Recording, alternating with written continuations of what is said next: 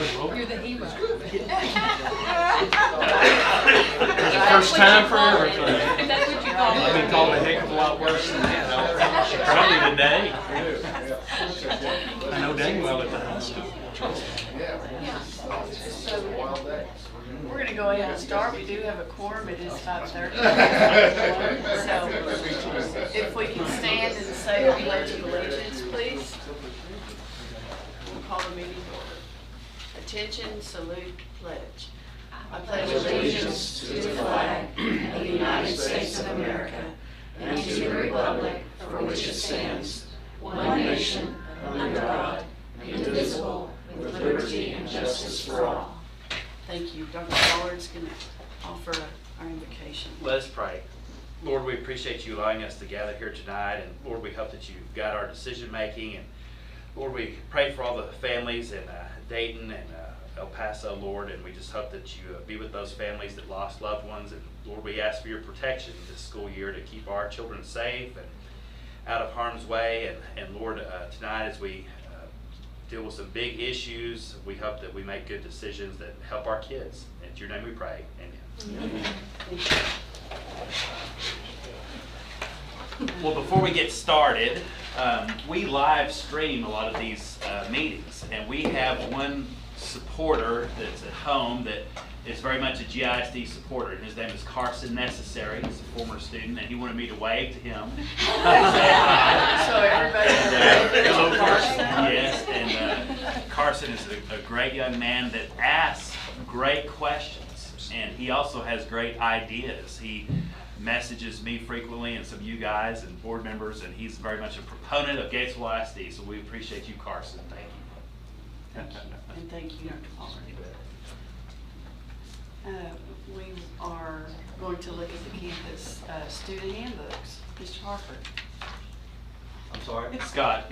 You're So up. we're going to, while Scott's coming up here, we slipped in 4 very brief housekeeping type items just to knock out quickly because we need to get a few of them done before the first day of school. And so Scott's is just an informational item, but go ahead, Scott. I always try to beat my cue, and this time I messed it up. I'm sure what you were saying is very important. The campus handbooks were posted for your review, and so they were just an informational item. The thing that you pass into policy is the code of conduct, and we had did that to the previous board member. And so I don't know if you had any questions. Some of the principals are here. If you have any questions about the individual campus or about the DAP handbook, we're here to answer those questions. And if you have no questions, then after this meeting, we're going to have them printed and posted and have everybody able to view them. The handbook that we had to view, is that the final copy? Yes, sir. You had some dates wrong. In which one?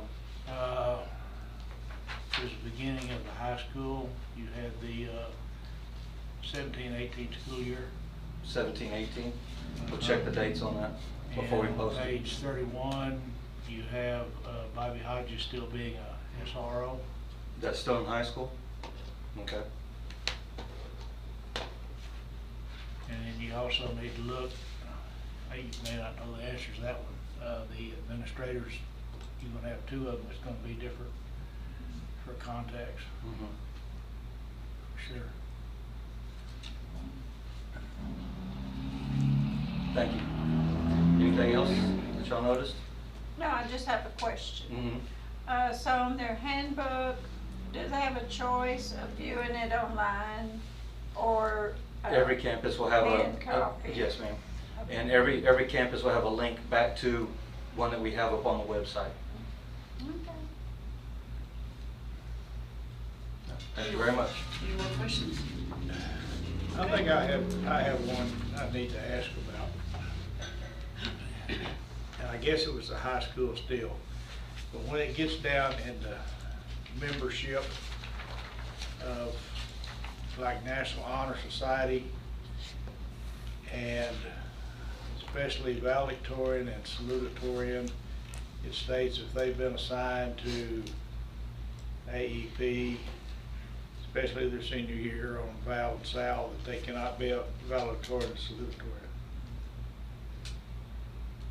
Why are we doing that, I guess is my question, because everything you ever see in education, it says you separate discipline from academics. And what I remember is we had a young lady that was a salutatorian, I believe, that showed up at a football game and got caught with alcohol in their vehicle. And then the board decided they didn't want us valedictorian or salutatorian being, I guess, being in an AEP at some point in time. I guess that's what it stems from, Charles. It's been like that for many years. Well, it has National been. Honor Society, I think that rationale behind is the more, of not just the academic, but the honor code, character aspect of it. But I can see that a little bit, but Yeah. your I mean, everything I've ever seen in education says you separate your Right. academics from behavior. right. And we're not doing that. And haven't for a long time. And haven't in some, well, since that one got in trouble. Yeah. It was a China Spring football game. But I'm not sure that's, how can you deny them their academic rights is my question. Well, that's something we can reevaluate, and typically it's not an issue. You know, typically it's not, but we need to understand. go back and probably meet with the high school staff leadership team and see if we want to think about changing it. That would be something that we would bring back to you guys and let y'all weigh in on it if you feel like that's something you're ready to change. But you're right, I think that's what it stems from, a previous board that felt strongly about, you know, if you make that sort of mistake, then, you know, there are going to be some other penalties. But I also get what you're saying, Charles, about we always try to separate the two. Yeah, but you know, everything you hear and see in Education 101 right on down the line, you separate discipline from academics. And I just hate to see them denied because they got caught with a 6-pack of beer in their truck, Right. pickup at a football game out of town. Right. I mean, that shouldn't deprive you of being a valedictorian or salutatorian, in my opinion. Are those consequences discussed as a group with all the kids, or are they just responsible for reading it? No, they have, at the high school, they have grade level meetings, so they'll call in the 9th and 10th graders, and the APs go over the handbook and code of conduct and things that might be different for that year. At the beginning of At the the year, beginning of something each year. there. That's good. Any more questions? Okay. All right, thank you.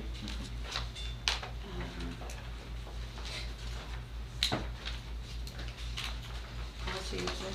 So again, these are just some quick items. This next one is a policy to where our point of contact changed. So kind of like what you guys were talking about previously with changing administrators, updating that. This is a policy that had Ms. Inman still listed as the lead social worker, and now that's Joyce Cole. And so it's just a quick change to make you guys aware of. That's information only. It's not something that you have to vote upon, but we wanted to at least make you aware before we changed it. So any questions about that one? Any questions? And next, we have the memorandum of understanding with Freedom Reigns Council. So we met and discussed that one last month, but I went ahead and just to be on the safe side, I went ahead and sent the MOU before we signed anything to our lawyers. And so they reviewed it and made a few tweaks to some areas, and they felt good about it. We sent it over to Ms. Rockwood, the CEO of Freedom Reigns, and she said, oh, I'm good with that as well. And so we wanted to go ahead and just let y'all know that we updated it, but we wanted you to have access to the new one and let you guys vote on that tonight. So my recommendation would be that the board approve the updated MOU. Again, so our students will have access to that additional counseling, and that is an agreement that I would sign and Ms. Rockwood, the CEO. And again, we didn't sign it until the lawyers looked at it, but wanted to present that one more time to you guys. Are there any questions about the MOU? Okay, you've heard the recommendation. Is there a motion? So John, second. Charles? Any questions? Any other questions? All those in favor, raise your hand. None opposed. Thank you. All right, and now we're going to the campus attendance snapshot times. So a seemingly inconsequential item, but very important, the time of day that you take your attendance. And so we met with the campus principals, and they met with their teams and attendance secretaries to see, okay, what time of day is best to capture the most students and which one works the best with scheduling and things of that nature. And since we put this together, we need to make one change, that intermediate. And so we've got a principal that is leaving that campus, and so they wanted to tweak that recommended time from 9:25 to 9:10. So we will vote on, I will recommend for you guys that primary would be at 9:30, elementary at 9, intermediate again at 9:10, junior high and high school both at 9:40. And they felt like that those times individually would capture the most students. And Lisa Haynes verified for us that the campuses don't all have to have the same time. They can be all different. But we do need to have that in place before the first day of school, and once we do it, we got to stick to it. That's your time. And so my recommendation would be for the board to approve those campus daily attendance times as presented, with the one correction, intermediate being 9:10. 9:10. Okay, you've heard the recommendation. Is there a motion? Linda, second.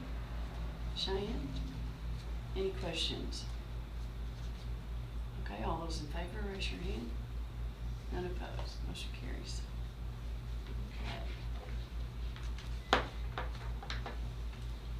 And now we need to discuss the consideration and approval of an order calling a bond election to be held by the district. Well, this is the big item of the night. We've been talking about this issue for many months, really more than a year. And so we have discussed and looked at renderings and schematics and different expense reports and things of that nature. And so tonight we have several special guests. We have Rose Kanuski here, bond counsel at Norton Rose Fulbright. So she is our lawyer that will make sure that everything is done, said correctly and signed correctly if we get to that point. And then also Brian Grubbs couldn't be here tonight, but Robert White is here. Robert's with Samco Capital, so if you have any lingering questions regarding the finances, he's here as well tonight. And then of course Mike with WRA, our marketing guru, is here as well. And then Mary O'Brien said that she's on standby if we need to call her. So we've got a very nice support team here tonight to support us and answer any questions we have. So I feel like this is a good time for discussion. We've had good presentations from Mary regarding the renderings. She's tried to target and improve all the areas that we suggested, you know, from ceiling heights to glass to different aspects of security, and I think she's been pretty responsive to that. And really, the main thing that prompted this is not only the fact that it's the portion of the building that's built in 1955, but it's also the safety issue. I think that's the main thing that I hear from people in the community as far as, you know, really, we've got to do something because the back of that high school is fully open, fully exposed. And it seems like here, every day we have a mass shooting. And so we've got to do something to make sure that the campus is safe and secure. And so that's really being the main impetus behind it. Masonic Construction continues to give us expense reports that look like they're around 19.4 something million. That seems to be staying pretty consistent. And so tonight, another big thing that you have to fill in the blank will be, what amount do you want the bond to be? Do you want it to be somewhere? It needs to be, Daryl and I are in agreement, somewhere between 9.5 and 10.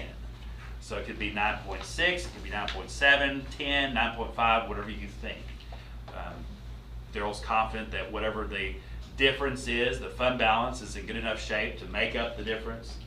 And so really it's a time for discussion. Any last comments, concerns, questions, discussion about the amount, and then I'll make the formal recommendation. There's some exact wording I have to say where we fill in the blank of the money and go from there. So do we go first, or do they? Do y'all want to talk about it some? You don't have any comments about the cost that we need to ask? My initial thought was split the difference. 9.75? Yeah, and that's just what I thought about as I was reading through this. I don't know how anybody would be with that. I want to minimize it to the point possible, but I also want to make sure that we don't dig too deeply into that fund balance either. I mean, there's a balance in there. My 2 cents worth. That's good, thank you. Anybody else? I asked Rob and David as well, since they couldn't be here, and it was differing from both of them. Yeah, Mr. Irwin said that he'd like to get as high as we can go and still get the best interest rate, whereas David was leaning more towards the 9.5. So that's. So we got 9.5, 10, and 9.75. We're off to a good start, John. We are. That's right. Another of my considerations, and I think, I'm sorry, I can't recall your name, sir, in the back. Mike Holmberg. Yes, you made a mention one time, I believe it was you, said you bump past that 10 and your pass rates on bonds go down, I believe. Well, actually, no, it's really the impact of the cents. Y'all are quite Okay, below well, that. yeah. Yeah, it's about 20 cents is when you Right. start seeing Okay. a lot, and y'all are well below that. I stand corrected on that. You're good. Good question. Now, out of the fund balance, that's 8 million? What? 9. Oh, it's 9. Mhm. Okay. Yeah, last time we had talked, So 9.5, then- 9.5. both bond and fund balance. If we go 10 million bond, then it's 9.5 Okay. fund balance. And that would be And vice plenty, versa. And, yeah. without having to cut corners in the end and sacrifice, Yeah, et that's- cetera. That's what I'd hate to see happen is, I agree. you wanna pass it, let's make sure we have enough. Right. Or increases in materials or, Mhm. So are you looking more towards the 10? Or like a 9.9. 9.9. What it's Just feels gonna like it take. always higher costs than more than what you 9.5. think. Yeah. So- I'm looking higher than 9.5. Okay. Okay. Any particular spot? You wanna go to the middle? You wanna go all the way to 10? The middle might be a good, Charles, what do you think? I'm kinda lost on this, to be honest with you. I just want to make sure that you set the bond high enough, that we have enough funding, that we don't have Right. to script, you know, If you don't feel like you're gonna and lose. cut back and et cetera. There's no reason to build a new building Right. when you don't add another 0.5 or whatever. Right. And being honest, you're not asking a real large bond either, not for building a school. You know, when you're putting 9 out of the local budget and then 10 over what you're doing with the bond, that's not a large bond. Right, when a new high school would be Well, sure. 90 million. Sure. yeah. We're not gonna lose support And- and at your- 10, and it gives us a cushion. And your point is well made, it always costs more than you think it's going to. Oh, sure. Anything I've ever done sure has. That's, I heard Mr. Fraser say you can always estimate it and then add to it to make sure you have it covered. I think that's what you said. That sounds like. We talked 9.5 twice, that's Yeah. 19 million. Now, Yeah. the latest report's at 19.4, which would be like 400,000 above the 295s. So, I mean, you can put the 400 on top of the 9.5 on the bond, still keep it under 10 million, and that would cover the little excess over the 19 million. Just make sure we have enough to cover it. It's the only thing And that sounds like what you're going to do, rather than delving any more into fund balance than we have to.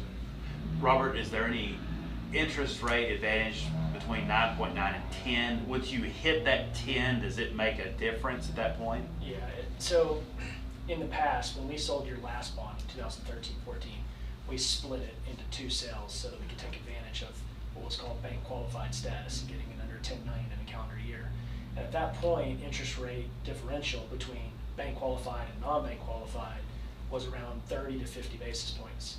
Right now in the 20-year, it's more like 5 to 10 basis points. So it's a lot smaller differential if you get above 10 in the calendar year than we've seen. Now that being said, whatever you pass, if it's 10 million and there is a differential between bank qualified and non-bank qualified, we want to take that into account as we sell your bonds. And we might end up selling 9.7, and then you'll have a remaining balance that you can roll forward into the next calendar year. So we don't want the financing to dictate what you guys want to do. We want your needs to dictate how we do the finances, and so we will go off that. But ultimately, I mean, right now, interest rates are super low. And so we're keeping our fingers crossed that they hold up for you. You have a successful bond election and you can sell bonds at a really low rate anyways. But yes. But, so, between 9.9 and 10, you're saying that 9.9 gets you a better, If you stay below 10 in a calendar year, then you get a slight advantage in interest rates currently, yes. But you could pass 12 and only sell 9.5. Right. And then you get both. Right. Both things. Okay, so that's kind of something that you could go around and Correct. and work with. Yes, ma'am. Okay, how do we want to do this? Just go down and ask her. Well, do y'all want to come to some sort of consensus on the number and then make a motion? Or don't make a motion, go ahead and just Yeah. tell me what you think the amount Yeah, should let's be. just decide. What do y'all think? Each person just tell me. Well, John's told you unless he's changed. Have you changed? I'd lean up if I was gonna do anything. Mhm. Yeah, Okay. And Joe, you said, 975 initially. so you're thinking, Cheyenne, what do you think? I'll lean more towards 10, just so we have a cushion, and it's not gonna affect us. That No. gave me peace of mind. Okay. Charles, you're leaning more towards 995? Let's kick it up to 10. Are you comfortable with 10? I don't know, I'm just trying to think of our community, how they would feel the difference between 10 or like 9, 8. You know, if Right. it's sound, you know, sometimes that matters. Right.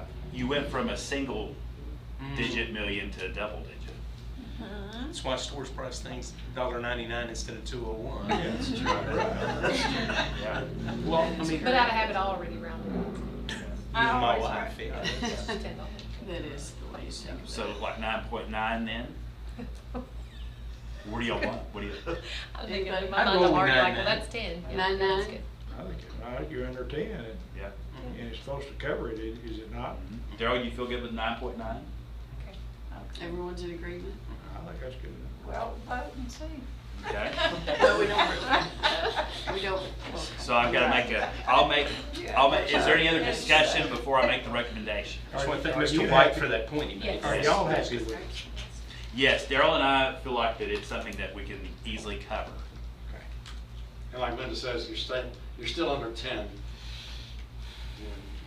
you go to 10, then the community might say, I thought y'all were talking about 9 something. And 9.9 is still 9. No. That's why they make some sales for on that. So my recommendation is I move that the board adopt an order calling a bond election to be held by the Gatesville Independent School District in the amount of $9.9 million. So on that recommendation, in the blank, it's gonna be 9.9. Everybody sees that, okay? So we've heard the recommendation. Is there a motion? I'll make the motion. I'll second. Charlie, a second. Any more discussion? Okay, all in favor, raise your hand. All right, none opposed, thank you. Okay. We're excited. That's great news. And so Mary Ann and I had decided that this would be a good time. There's a very intricate packet of papers that have to be signed with even a specific ink. And so we want to take a break so Rose can watch us do this and make sure it's done correctly. We want it done right. We want to make sure it's done right and legally. And so at this juncture, while we're taking this break, principal, central office, if you guys, well, Daryl, you have to stay. But because the last part of the meeting will be the budget workshop. But these guys have had a long day. If you want to be dismissed, you can be. And then our guests can be dismissed. But again, Rose is going to help us with this. But we'll take a short break to sign these things, and then we'll come back. Daryl will do the budget workshop. Thank you, guys. Thank you.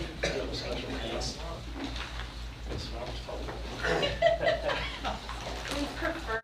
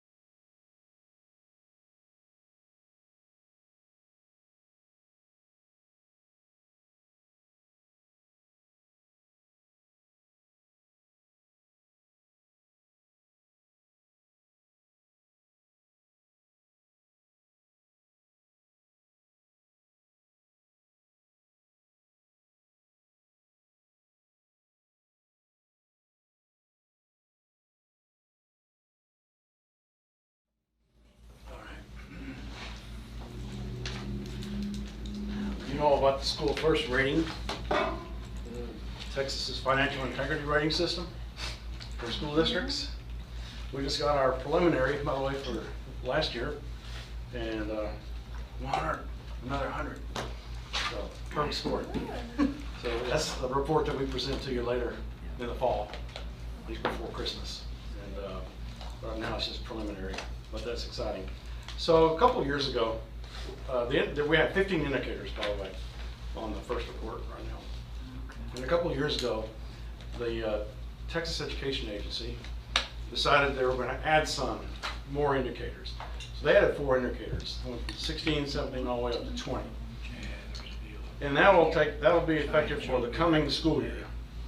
So the report that we'll be presenting to you this fall is based on last year's financial statements ending August 31 of 18. So we're now just beginning an audit for August 31 of 19. Auditors are actually coming out this week. And that report, it still doesn't apply. It'll be the next one. So it's going to be a couple more years before it really hits the actual report that we present to you. But indicator number 20 indicated that the CFO, business manager, whoever, needed to have a discussion with the school board about the delay and the way they calculate the state revenue based on your property tax. So in the past, our property tax numbers that they use to calculate local share is the controller's certified values from the prior year. So for like this coming year, 1920, they would be using the certified values for last year. Well, those haven't even been certified yet. We have preliminaries from the controller's office with non-certified. And so they were concerned that boards might not realize that, especially in a year where your property values go up significantly, your tax levy will be larger that year as a result. But TEA, it's like a year delay because they're using back old numbers from a year ago. So if it goes up in that 1 year, you're going to have nice tax levy income, but it's going to take the TEA a year to catch up to you and to take that away from you and reduce the amount that they're going to fund. Because they come up with this magic formula number that says this is how much you need, 20 million, 25 million, whatever it is, this is how much you need based on your existing enrollment. And you know, it's a complicated set of formulas. And then they'll say, okay, how much in local taxes? All right, you take it out of local tax and we'll fund the rest. So that's how it works. So in that year where you went up significantly on your tax levy, next year is when it would hit you from TEA. So there's like a delay. So they were basically saying, we don't want boards to think like, oh, they got all this money, but it's going to come back to you in another year, and you better be prepared because your income from the state will go down. So they were concerned about that, and that's why we're having this discussion. Do you have any questions about that? I think Okay. that is important to discuss so that people understand that it is altered depending on our tax rate or our tax. Right. And I'm sure there are school districts that got caught. You know, they didn't think about it, and they enjoyed that tax levy that year, and didn't realize that the year afterwards, It was going to be TEA was going to adjusted. take it back. So HB3 is really shaking up a lot of things for all of us in school business.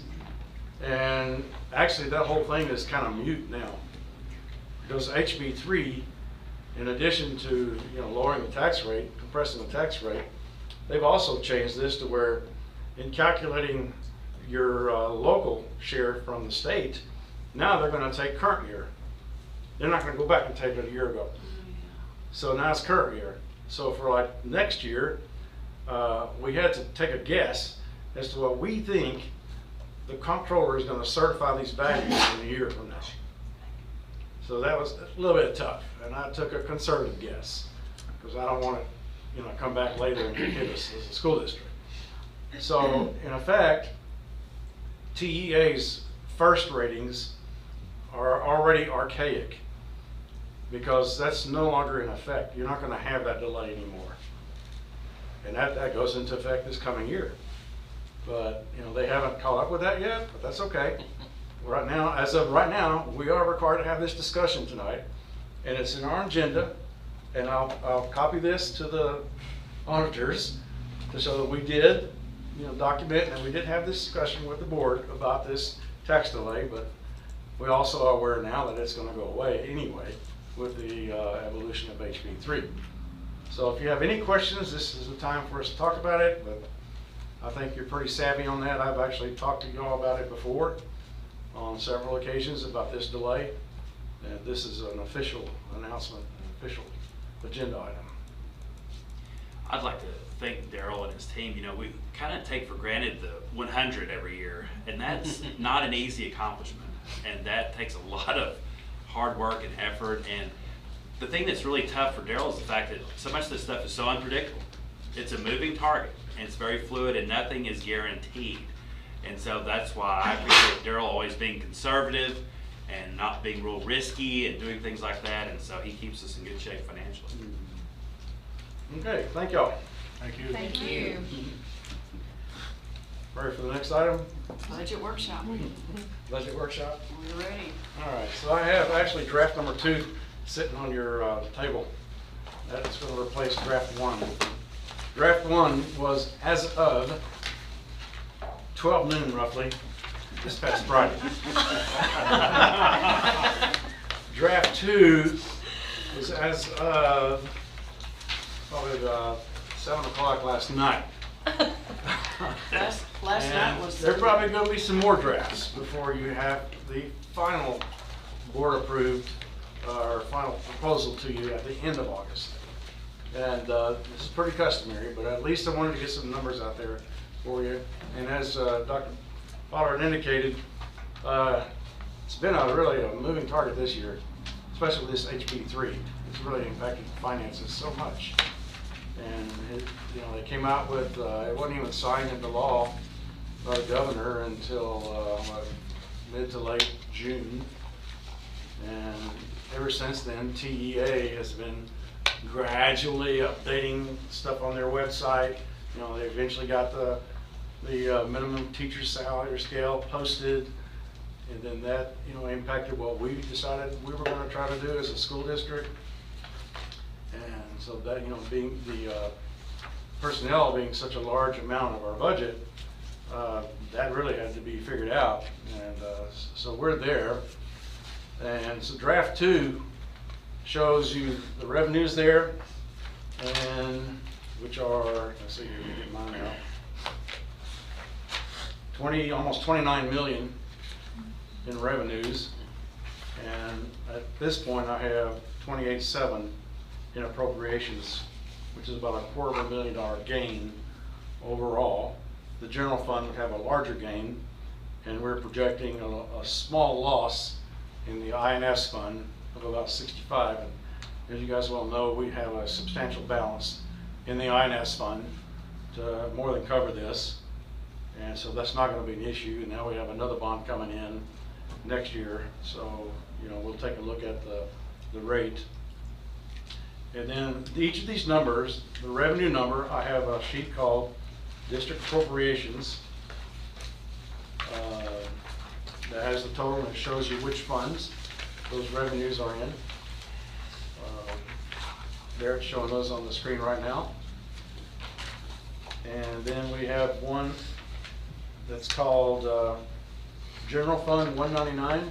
Did you already bypass that? No, it's right after this one. The next one. So you see on this one right here, most of this amount,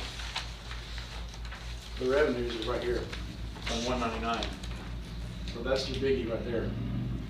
This right here is your food service, and then your INS is right there. So the INS is made up of your INS taxes that we collect from the local people, and also a small amount from the state, which is actually going down next year.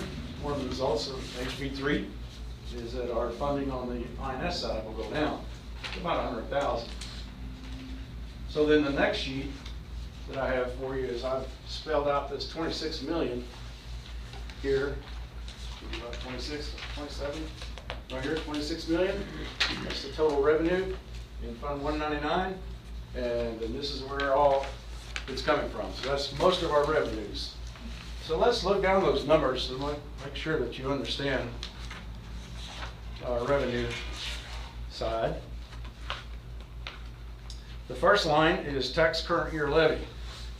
We're budgeting 7.9 million, and you'll see that that's very close to what we originally budgeted last year. Is that surprising? No, because of the compression, the rate compression.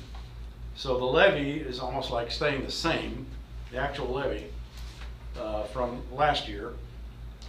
And even with the compression, that's because the property values went up. So we do get a couple other line items of taxes. One's called the prior year taxes. Those are what we call delinquent taxes. Mr. Robert Myers comes in every fall and reports to you on how well we're doing on collection of those delinquent taxes.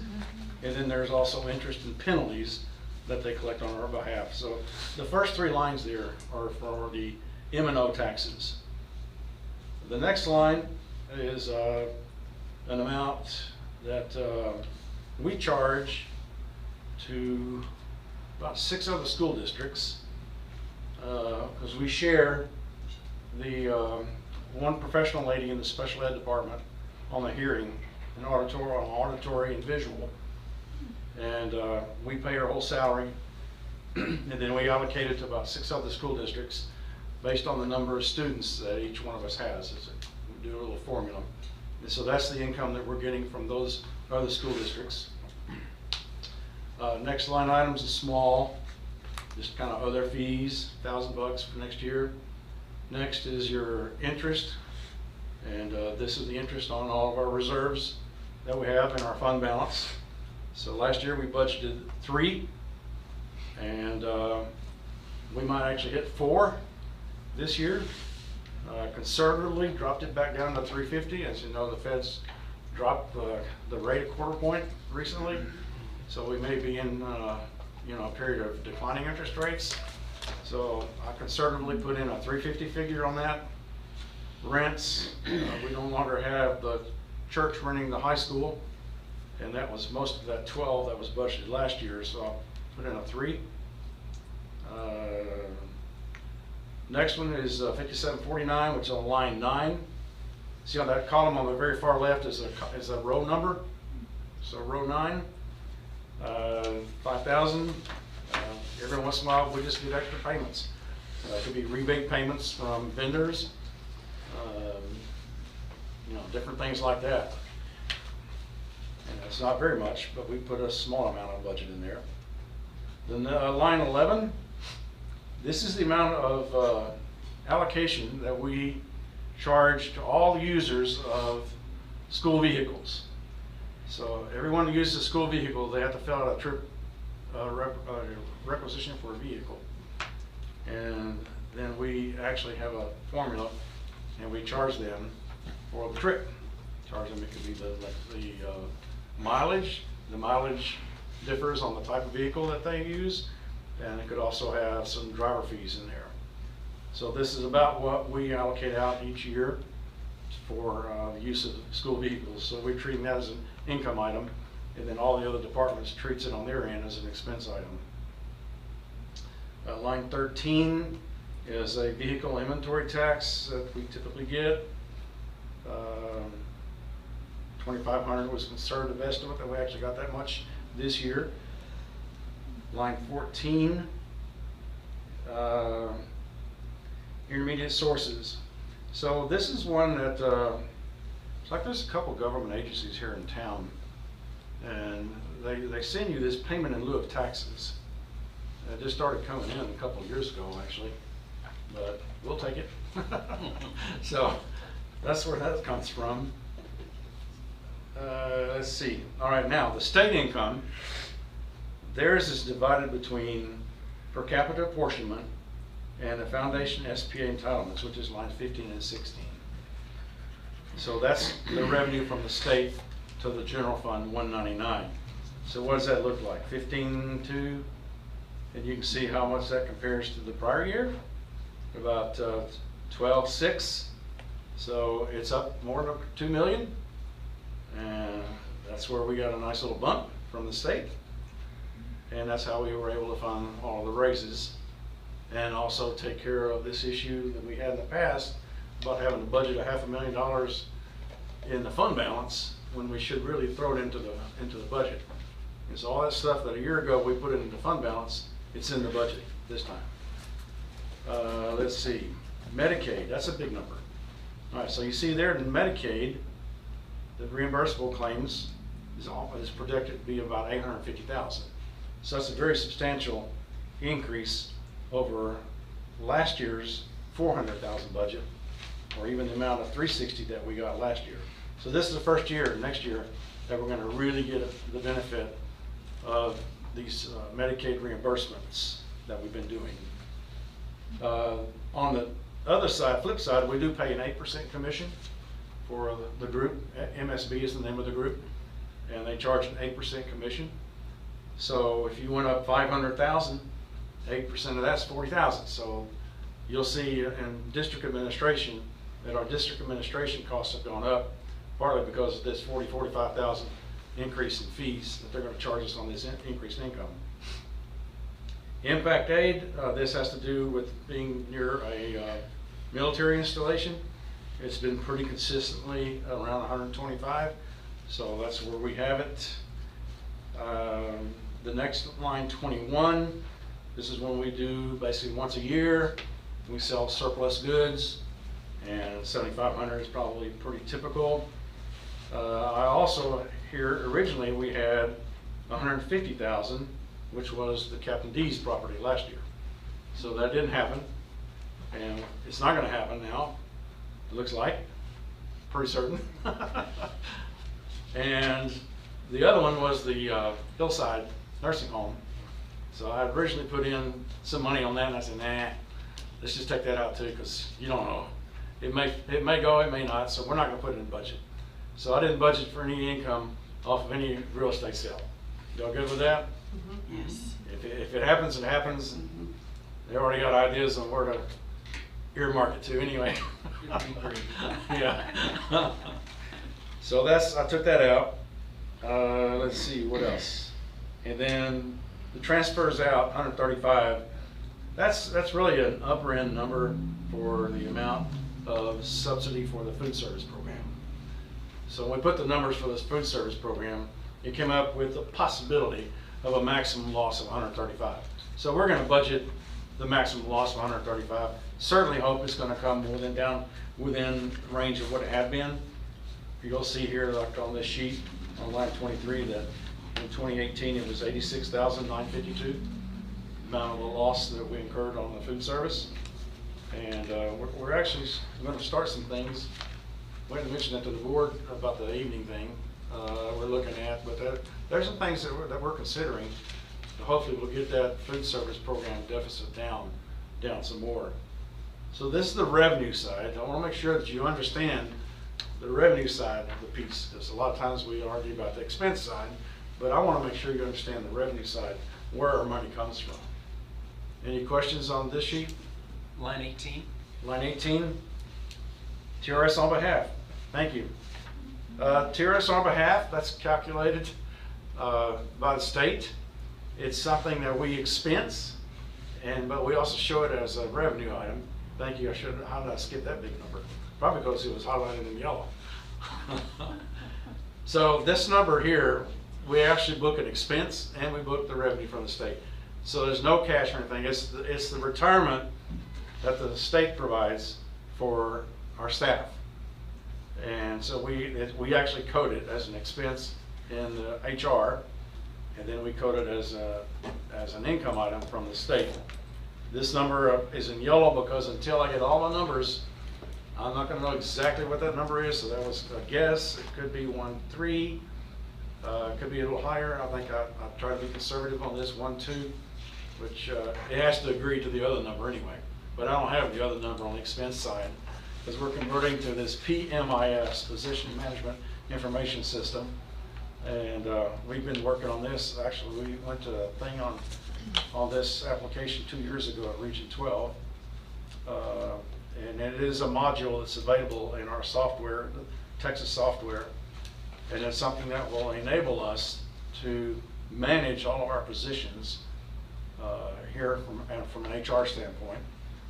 And we will easily be able to do simulations for future expenses. In the past, it's taken until really about now for me to get good numbers, HR numbers from our payroll department. And that's a long time to wait. If you're trying to think ahead, maybe even in the spring, and kind of project ahead a little bit how we're going to do in the following year, that's what this program is going to do for us. And but it's been tough. Anytime you convert to some kind of a new application, there's always a learning curve. And our staff has done well. Region 12 has got a couple people on it, and they've been working hard as well. I actually pulled my first number out of this PMIS for budget this morning, and it was pretty close to the number that I'm estimating here. So I was pretty thrilled about that. That highlighted number is added into the bottom number. It is in there. Okay. Yep. Because the expense, the other side of that is an expense which will be in HR. But that's the thing, they started up 2 or 3 years ago where, basically it's a contingency. If the system went to pieces, TRS, that's each school's contribution that would help continue to fund. Am I close on that? I don't know, it's just a debit and a credit you have to do. It's an accounting, Oh, it's that an was- accounting entry. Was my understanding of it was they wanted each school to have know. a set aside. They This probably is want what each it would school cost to you. know, Yeah. how much money Yeah. is involved in the state retirement. And so they're gonna tell you, hey guys, we're giving you guys, your district $1.2 million in revenues to offset Okay. the expense. So, that's a big number. All right, so the next one is district appropriations. All right, so this one totals 28.7 million. And the way we do this, we start this budget process in February. So it's a long, drawn out process. We give each of the departments an opportunity to present budgets, and they have forms they have to fill out, and to let us know what they need the money for. And those forms have like last year's number and this year's original budget numbers, and so it's pretty detailed. But we have all of these different campuses like up front here.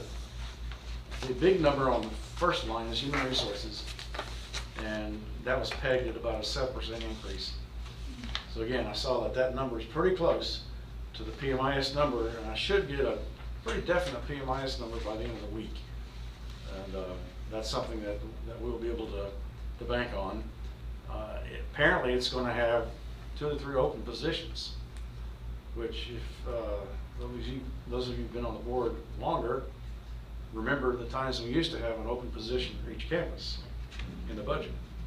That was kind of a safety thing in case we had to hire another teacher or something were to happen. And a couple of years ago, that was basically completely stripped off. And so our budget for HR was like bare bones. There was no fluff. There was no open positions in case something were to happen. So it's a little more risky. But now I think there's probably 2 or 3 positions that are going to be in this number that give us a little safety net. So you have the primary school. You see the gain or the increase or decrease on the right. Do you see that with the percent? So you can see most of the campuses stayed pretty true to the prior year. High school went up because we brought, let's see, mostly of this is going to be some software that the principal, Dr. Sanderson, wanted for the teachers and additional funds for Kate. We're getting the greenhouse, and so there's going to be expenses. And so that's mostly what has to do with that 11,000 increase at the high school. SPED went up 29,000. I don't really argue. If they say they need something in SPED, we have to provide it, basically. And like we found out today, there could be a high expense for one kiddo that's coming to our district. It'll be in one of the schools, which is about $50,000 a year. And alternatively, we can hire an aide and maybe take care of that situation without the 50,000. So SPED is one of those that, you know, they can get expensive. And then, you know, you have the requirement, what's called MOE, maintenance of effort. So they require you to spend pretty much the same amount every year, because if you go down, they're gonna get you. And if you can't justify why you went down, then the state might come back and say, we want some of our money back. So that SPED can be really tricky. But of course now this year with the increases in salaries and the professional staff, we're not gonna have any troubles with MOE, maintenance of effort issue. What was the main reason for the 17%? I mean, was there a particular item that caused it to go up? On the 17%? Yeah. It's probably due to the, I have to take a look at the sheet to remind myself. I'm thinking that was,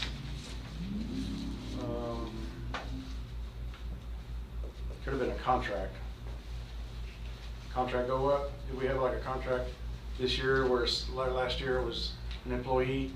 We also had the Gold Book expense with the software. That's software. IEPs.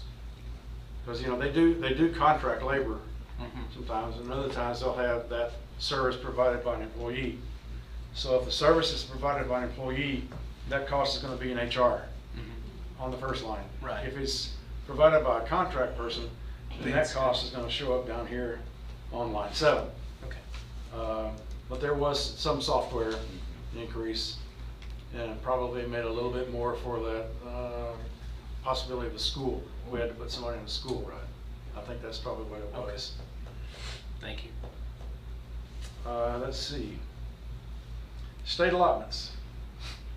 All right, so state allotments is another one of those. Until I get exact figures on payroll, I have to run the numbers to see how much we're spending on Kate. And most of that's going to be payroll, but anything else. So I'll run the PIC code numbers off of the entire budget file, and then I compare that to what we're going to be required to spend in Kate next year from the state template.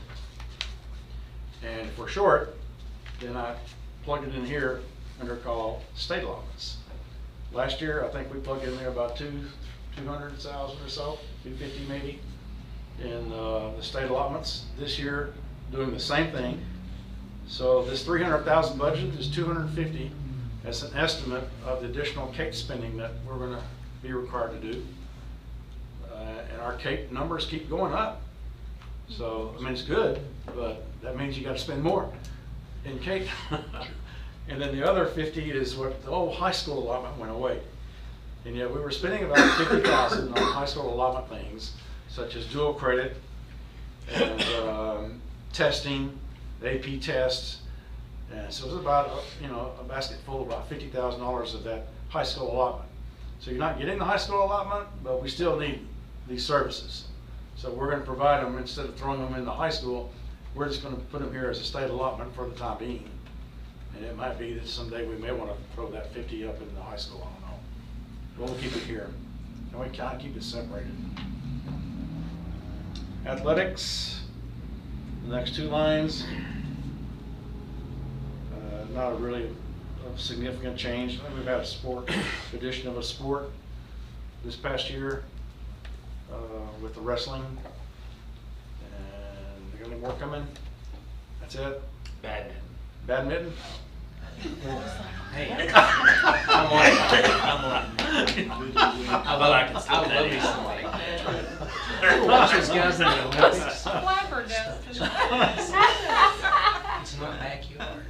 He can come up with those things so quick. That's what it got me, Huh? yeah, He's it's so pretty quick. quick-witted. With a serious So face. confident. yeah. All right, number 11, line 11. This one's been growing, guys. This is the playoff fund. This is what Coach Kyle used to call the best gift we ever gave him, was to have a Fund 182 where he didn't have to budget for playoff stuff in their regular budgets. But especially with the CAPE numbers, and with these guys going to state just about every year, this thing is really going up. So like last year, we spent $80,000 on line 11, we only budgeted 60 this year, but we're gonna wind up spending 85 this year. So we didn't budget near enough this year. And so I just said, we'll just go up to 100. And, cause it looks like that's the trajectory of, you know, of all these, playoff expenses that we're having. But it's a good thing. Well, and that's anything, that's not just athletics, That's it's not just anybody athletics. that advances past entry level anywhere. And I- 182 catches that, right? Yes. Okay.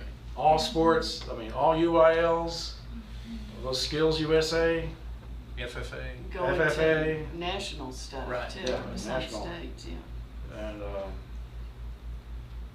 I'm working on a report for the board that will show the income and expense for all of the different groups.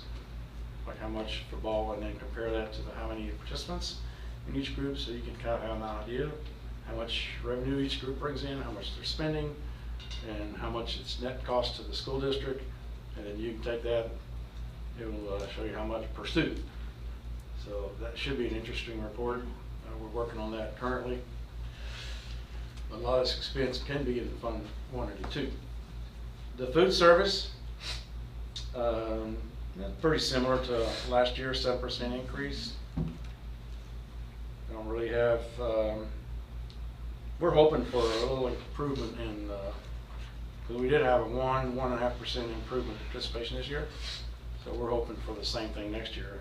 And that's probably going to account for most of this increase in expense. Cafeteria subsidy, that's the worst case scenario. Technology, they have a pretty sophisticated schedule that they follow in terms of what gets replaced when. And these numbers just fall out. This is how it falls out for next year. That's what technology is going to require, about $250,000 to operate. Transportation, the big increase there is we went ahead and put 2 buses in this budget. So that's the $200,000 basically. So that's 200 of the 500 that's in this transportation. And then maintenance is increased quite a bit. And there we go. We have at least 2 projects in there. One's the intermediate, estimated at about $150,000 for replacement of all air conditioners. And then the second one was about $100,000, and that was for replacement of the flooring in the primary school, putting the PCV type of flooring. And those are 2 of the big items that are in this 426 increase. And he has got caught short this year. We played it too close to the vest, and he's just gone over his budget. You know, in the maintenance department for a school district this size, there's always something going on, and he has to take care of it. His department has to take care of it. If it's broke, it's got to fix it.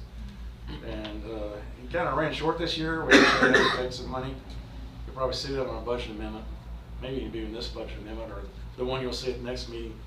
We got to take some money from fuel, transportation, because the fuel costs have been really low compared to what we budget. We budget high and hopefully low, so we've been able to use some excess fuel budget to kind of cover the maintenance. And those 2 guys being brothers, you got the younger brother owing the big brother now. So capital outlays. All right, so here we have approved is at 192.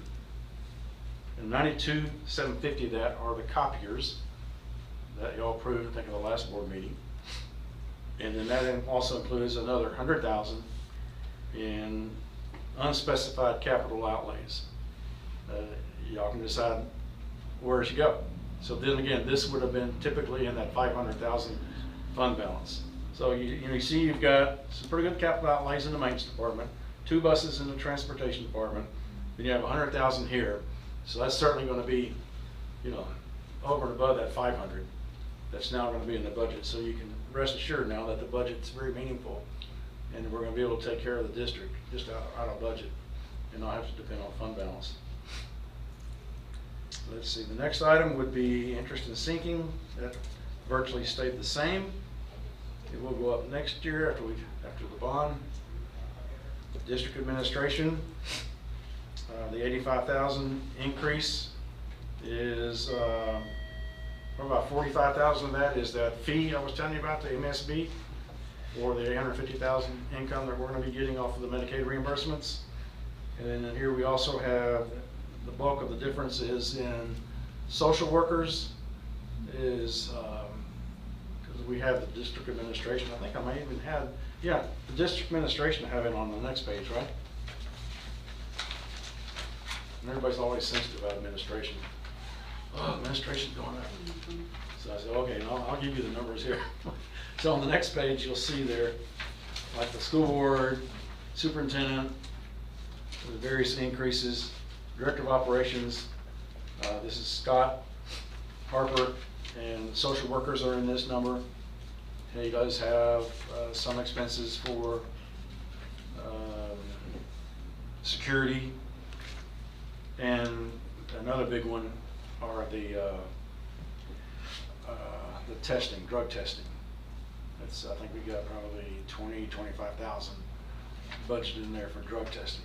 But now drug testing is all done under his auspices, and it shows up in this number. The business office, you see the increase there is pretty much the increase from MSB. And then district-wide, 9,000 increase. That's contingency, basically, for the superintendent finds a desperate need, needs something done. He has a little bit of cushion right here in district-wide, because you don't know if it's going to be instruction, you don't know if it's going to be, you know, in one of their activity accounts. It's hard to know, but we do have about 10,000 that's in that number, and that's the reason for that increase. Next is district security. All right, so that's gone up a couple $100,000. And here we have all SROs fully funded for the entire year. So that's estimate on the high side, because they're not even all in place yet. But you can rest assured that in this budget, you have all 5 SROs completely covered, with their salaries, their benefits, their car, their equipment, everything. Right? That's good. Yay, great. So that's good. And I think that's pretty much on target to get these guys in. We've got 3 so far. Yeah. Need 2 more. And you got one coming in, Ferguson. Wait. I think that's Be the the 4th. I think they're. 921 is the cost of tax levy, and included in that would be the appraisal district. Theirs is the largest fee, and then the collections is Justin Carruthers and his department over there. So the 2 of them together is about 190,000. Probably 30,000 of that is the tax collector, and then the rest of it is going to be the appraisal district. Curriculum and instruction, I don't know who's in charge of that department, but look at that, only a 5,000 increase. That's pretty good. Are you awake? He's trying to throw you a bone over here. I could always use more. He did good. And then band came in with the same budget as they had last year. So sure the overall expenses went up 11%. Overall, they charged probably about 7%. And let's see what else did I have. Okay. Any questions about the expense side, the appropriation side? Y'all good? I just appreciate y'all building that all into the budget rather than throwing that lump into fund balance, because that was just not a true picture of where we sat. Right. So thank Surprise, you. like. Thank you. Oh, surprise. Much better this way. All right, so I think there was a question about raises. And I think some salary letters are going to be going out here in the next day or so. I have all of the raises right here on spreadsheets. And so like I'm looking at admin. Admin got a 2.5% raise. That's quite a few folks. That's your principals, assistant principals, all the admin folks. athletic director, athletic trainer. So it's, that group right there. There was a couple in here that got a little extra, because Dr. Pollard felt that those were justified, and so it's what we call superintendent override. So if you want to ask, I guess you can ask Dr. Pollard. There was 2 people that received something in addition to the 2.5. Wasn't me. So.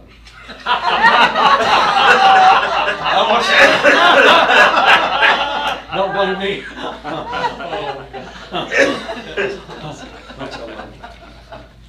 Teachers, 6 pages of teachers here. 200 some teachers. So we indicated about 8%, and to make it plain, that's on average. Some got less, some got more, and it's just kind of how it fell with where they were on the old scale versus where they are on the new scale. The increase did include a step increase, so it basically took where they were last year, what they're going to get this year, and the difference is like 8% average. So the 8% included probably maybe a 2% step increase. So that's in there. And I'm just telling you that because Dr. Pollard got some questions about this, and we had to go through explaining it all. Somebody was wondering why we didn't keep the salary scale at 6,000 over minimum.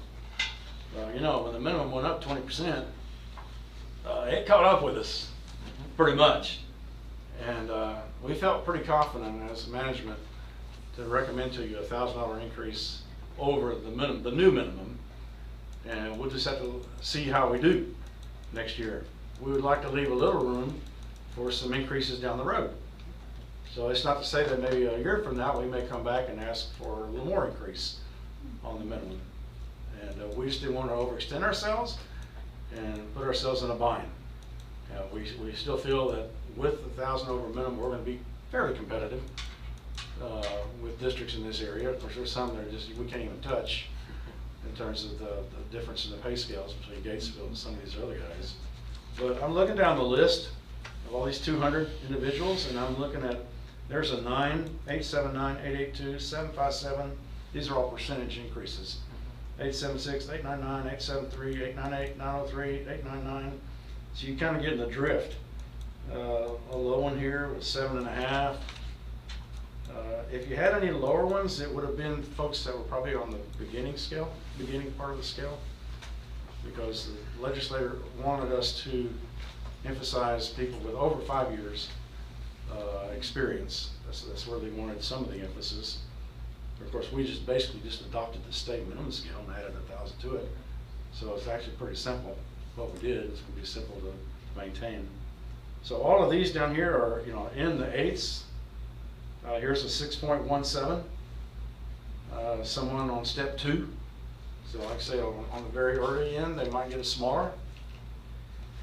But I think you can rest assured, here's another 6.17%. They were step 2. And those are, looks like the minimum amounts. I don't even see any teachers below 6. So, we wanted to reassure you that what we did, is taking care of our folks.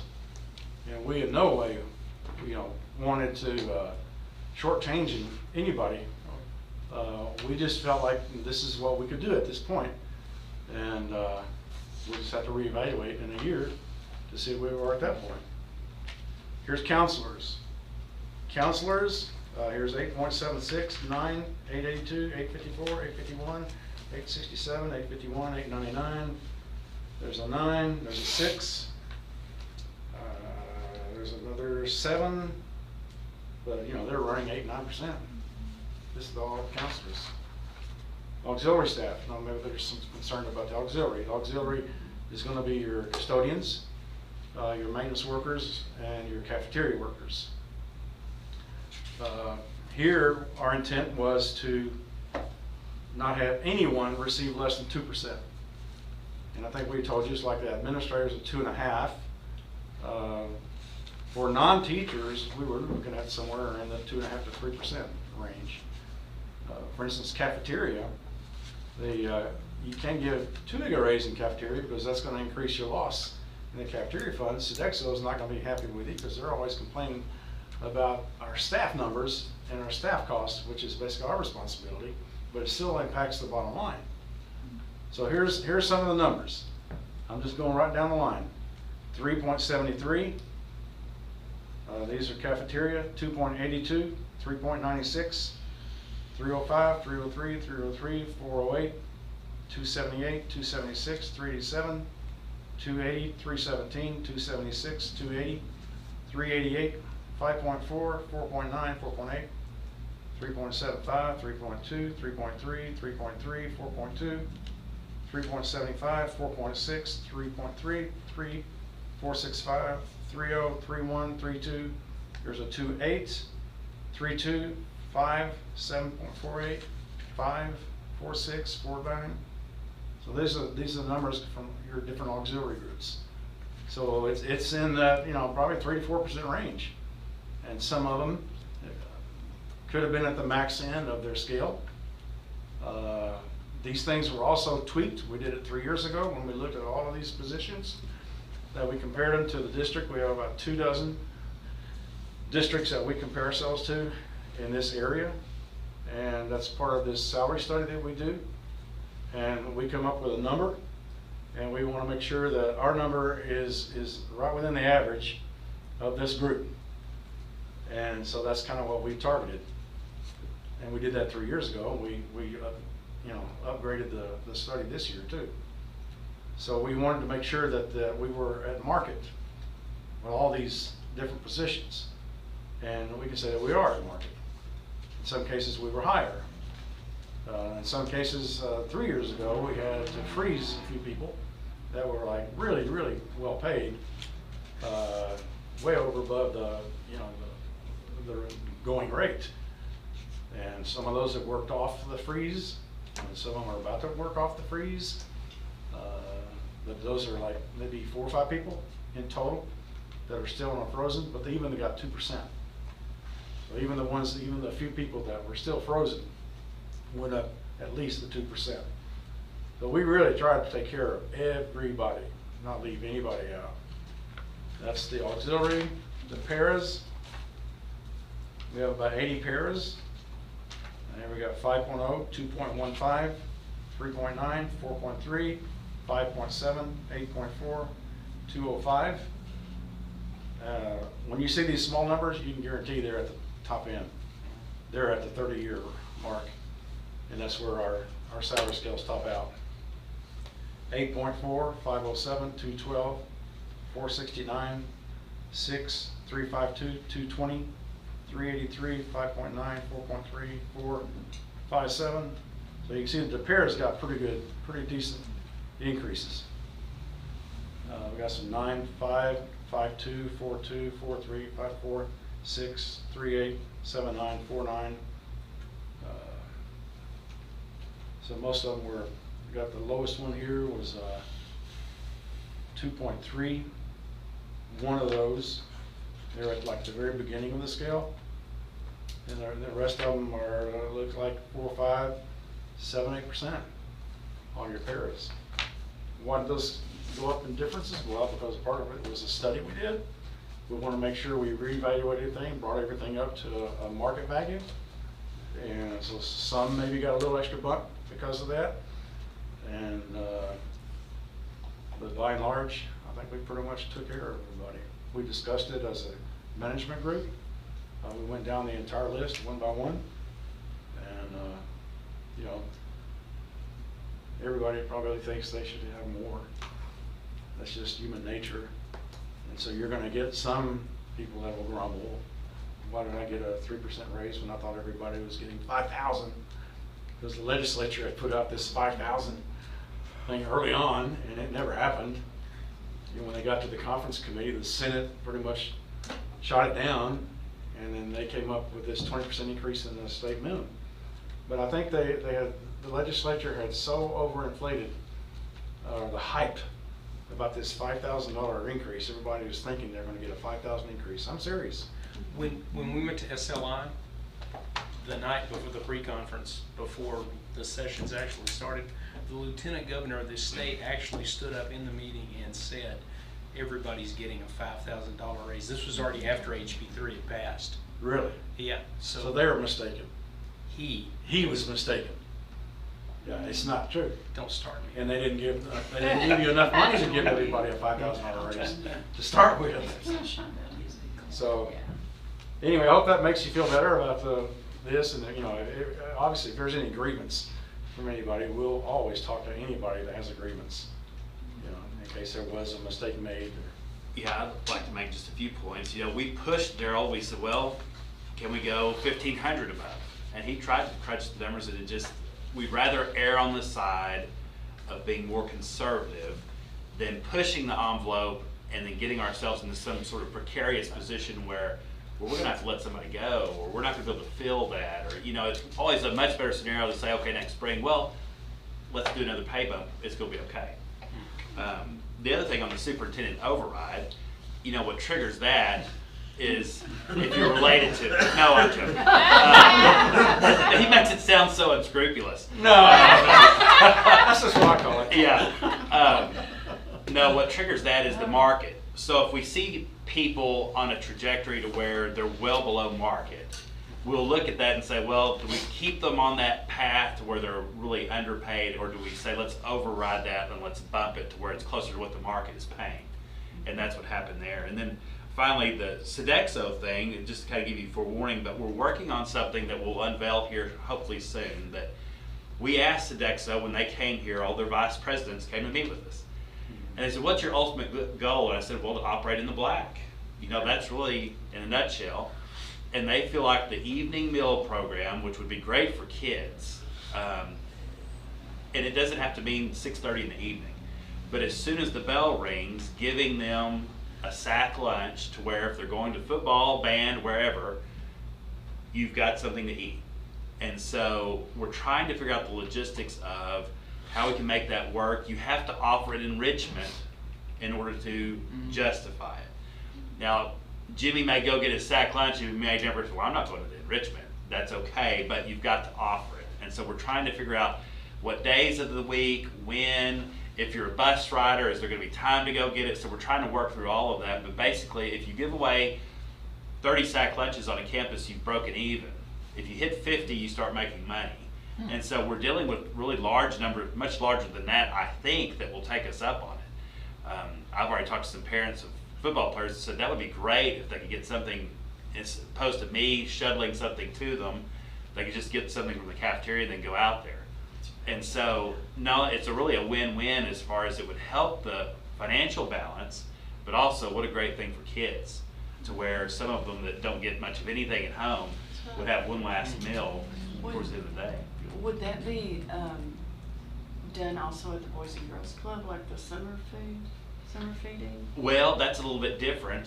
They, you know, the summer feeding has been very successful going on, and I know Boys and Girls use a different, I think, vendor to do theirs, but with Sodexo, they really felt like if we could get this worked out, it would be a great opportunity.